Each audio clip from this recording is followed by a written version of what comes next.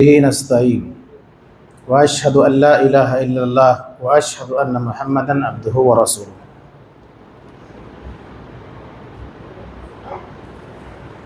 کل کے درس میں بتلایا گیا تھا میت کے آداب کہ ایک آدمی مرنے لگے تو اس وقت ہمیں اور آپ کو کیا کرنا چاہیے، حاضرین کو کیا کرنا چاہیے، اور انتقال کے بعد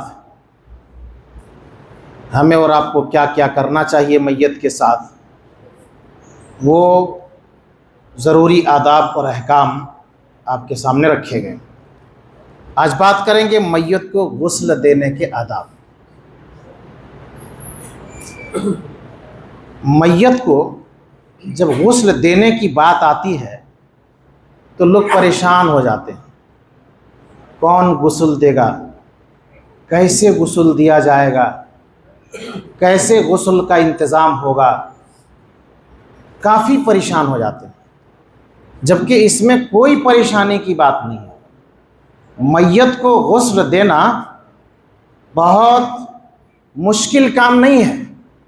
آپ جیسے غسل کرتے ہیں اور آپ کے لیے جیسے غسل کرنا آسان ہے، ویسے ہی میت کو بھی غسل دینا بالکل آسان ہے، کوئی مشکل نہیں ہے۔ اس مناسبت سے جو کچھ ترتیب ہیں اور جو کچھ آداب ہیں میں آپ کے سامنے رکھ دیتا ہوں یاد دہانی کے لیے، اور تاکہ کسی طریقے سے کہیں پر ایسا مسئلہ پیش آئے، نہلانے کی ضرورت پڑے تو ہم اور آپ بآسانی ہمت کے ساتھ جو ہے میت کو نہلا سکیں۔ میت کو جو قریبی لوگ ہیں ان کو غسل دینا چاہیے۔ باپ ہے تو بیٹا لوگوں کو غسل دینا چاہیے، بیٹا ہے تو گھر میں بھائی لوگوں کو، باپ لوگوں کو غسل دینا چاہیے۔ جو قریبی ہیں ان کو غسل دینا چاہیے۔ اگر ان کے اندر ہمت نہیں ہے، صلاحیت نہیں ہے، تو کوئی بھی غسل دے دے گا، لیکن ان کو غسل دینا چاہیے جو قریبی ہوں۔ اچھا، ایک بات کا لحاظ بھی رکھنا ہے، عورت ہے تو عورت کو غسل عورتیں ہی دیں گی، مرد ہے تو مرد کو جو غسل دیں گے وہ مرد دیں گے۔ ہاں، اتنا فرق ہے کہ اگر شوہر بیوی کا معاملہ ہے تو شوہر بیوی کو غسل دے سکتا ہے اور بیوی اپنے شوہر کو غسل دے سکتی ہیں۔ اس کے علاوہ اگر غسل کی بات آئے تو عورت جو ہے عورت کو غسل دے گی، مرد جو ہے وہ مرد کو غسل دیں گے۔ غسل دیتے وقت کیا کرنا ہے، میت کو ایک تختے پر لٹا دینا ہے، ایک تختے کے اوپر لٹا دینا ہے، اور کسی چارپائی میں کسی تخت میں لٹا کر کے، اور اس کے بعد اس کے سطر کو ڈھانک دینا ہے، اس کے سطر کو، شرمگاہ وغیرہ کو ڈھانک دینا ہے۔ عورت کا سطر جو ہے ناف سے لے کر کے گھٹنے تک ہے، اسی طریقے سے مرد کا سطر جو ہے ناف سے لے کر کے گھٹنے تک ہے۔ عورت کا جہاں تک سطر ہے وہ پیر سے لے کر کے جو ہے وہ سر تک جو ہے ڈھانک دے، اور اس کے بعد نہلانے کا جو طریقہ ہے اسی طریقے کے مطابق جو ہے غسل دیا جائے۔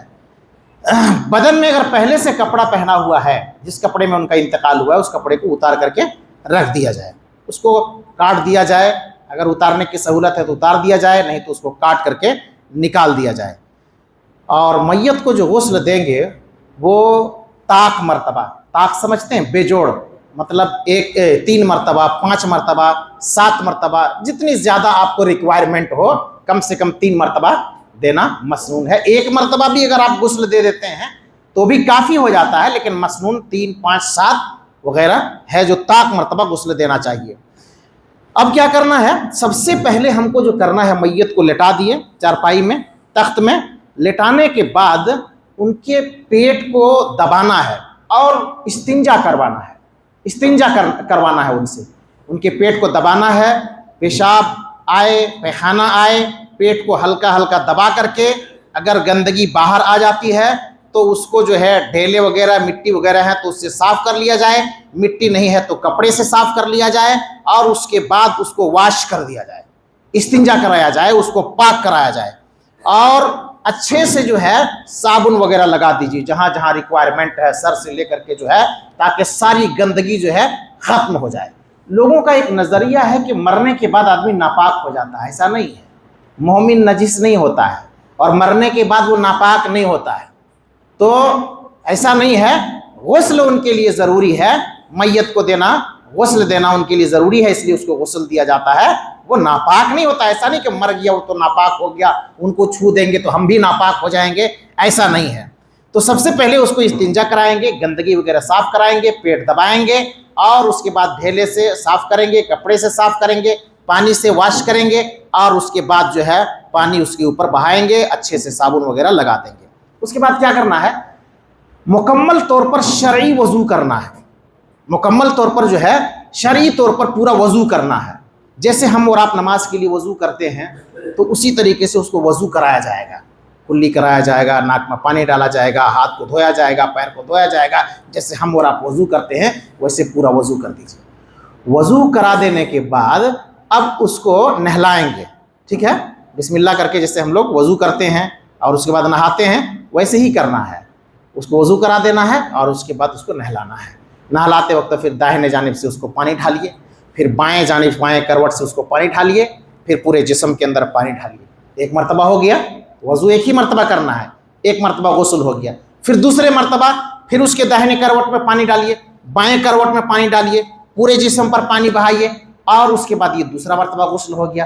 پھر تیسرے مرتبہ اسی طریقے سے پانی ڈالیے، پھر اس کے بعد بائیں جانب ڈالیے، اور اس کے بعد پورے جسم پر پانی ڈالیے۔ یہ پانی جو ہمارا اور آپ کا ہوگا وہ نیم گرم پانی ہونا چاہیے، اور اس میں جو ہے بیر کا پتی وغیرہ ڈال کر کے سسم گرم پانی آدمی کر دے، نیم گرم اس کو کر دے۔ جس طریقے سے ہم اپنے آپ کو نہلاتے ہیں اور خود نہاتے ہیں اسی طریقے سے اس میں بیر کا پتی اگر اویلیبل ہے تو ڈال دیجئے، نہیں اویلیبل ہے تو چھوڑ دیجئے، صرف گرم پانی وغیرہ رہے، نارمل رہے، اور اس کے بعد اسی پانی سے اس کو نہلائیے 3 مرتبہ۔ ام عطیہ رضی اللہ تعالیٰ عنہ کہتی ہیں کہ اللہ کے نبی صلی اللہ علیہ وسلم کی بیٹی کا جب انتقال ہوا اور میں غسل دینے کے لیے جب گئی تو اللہ کے نبی صلی اللہ علیہ وسلم نے فرمایا کہ اس کو 3 مرتبہ غسل دو، اور نبی صلی اللہ علیہ وسلم نے غسل دینے کا طریقہ بتلایا۔ ریکوائرمنٹ اگر 3 مرتبہ سے زائد ہے تو 5، 7، 9 جتنا مرتبہ آپ غسل دے سکتے ہیں، تاک مرتبہ اس کو غسل ہونا چاہیے۔ عورتیں ہیں تو عورتوں کا بال ہوتا ہے تو بال ان کو کھول دیا جائے اور بال کو پورا بھگا دیا جائے، گیلا کر دیا جائے، اور اس کے بعد جو ہے صاف صفائی کا اہتمام کر دیا جائے۔ غسل سے پہلے اگر ناخن مونچھ وغیرہ کا اگر مسئلہ ہے، بہت بڑھا ہوا ہے، تو اس کو کاٹا جا سکتا ہے، صاف صفائی کیا جا سکتا ہے۔ عورتیں ہیں ان کے بال کو جو ہے گمچھا وغیرہ سے پونچھ کر کے، تولیہ وغیرہ سے پونچھ کر کے، مرد عورت دونوں کا، اور عورت ہے تو ان کو 3 چوٹیاں بنا کر کے پیچھے میں ڈال دیے جائیں گے۔ یہ ہے غسل میت کا مسنون طریقہ، یہی ہے غسل میت کا مسنون طریقہ۔ اور غسل دینے والا نہا بھی سکتا ہے اور وضو بھی کر سکتا ہے، نہانا واجب اور ضروری نہیں ہے۔ نہا لیتا ہے تو اچھی بات ہے، اور نہیں نہاتا ہے تو کم سے کم غسل دینے والا وہ وضو کر لے گا تو ان کے لیے کافی ہے۔ تو یہ ہو گیا مکمل غسل۔ اس کے بعد آخری مرتبہ جو غسل دیں گے، تیسرا مرتبہ یا 5واں مرتبہ، تو ایک بالٹی میں پانی رکھا ہوا رہے گا، اس میں کافور ڈال دیں گے۔ کافور کا خوشبو ڈالنے کا حکم ہے، اس کے اندر ایک خوشبو ہوتی ہے، کیڑے مکوڑے بھی اس سے بھاگتے ہیں، اور اس کے بعد بہت دیر تک ان کی خوشبو رہتی ہے، تو کافور ڈال دیا جائے۔ اور آخری مرتبہ جو غسل دیا جائے گا، تیسرے مرتبہ یا 5ویں مرتبہ یا 7ویں مرتبہ، تو جو ہے آخری مرتبہ کافور پانی سے غسل دیا جائے گا۔ تو یہ ہے غسل دینے کا مسنون طریقہ۔ اس کے بعد کفنانے کا طریقہ ہے۔ کفنانے کا طریقہ آسان ہے، صحیح بخاری کے حوالے سے 3 کپڑے میں اس کو دفن کر دیا جائے۔ سادہ کپڑا بہتر ہے، باقی اگر سادہ کپڑا آپ کے پاس نہیں ہے تو کسی بھی کپڑے میں آپ کفن دے سکتے ہیں۔ 3 کپڑا بس۔ کیا کرنا ہے 3 کپڑا؟ ایک کپڑا کو بچھا دینا ہے، اس کو لپیٹ دینا ہے۔ دوسرا کپڑا جو ہے 3 کپڑا ڈائریکٹ بچھا دیجئے، اور اس کے بعد ایک کپڑے کو لپیٹ دیے، پھر دوسرا کپڑا لپیٹ دیے، اور تیسرے کپڑے کو لپیٹ دیے، اور اس کے بعد آگے اور پیچھے اور بیچ میں اس کو باندھ دیے۔ یہ 3 کپڑا۔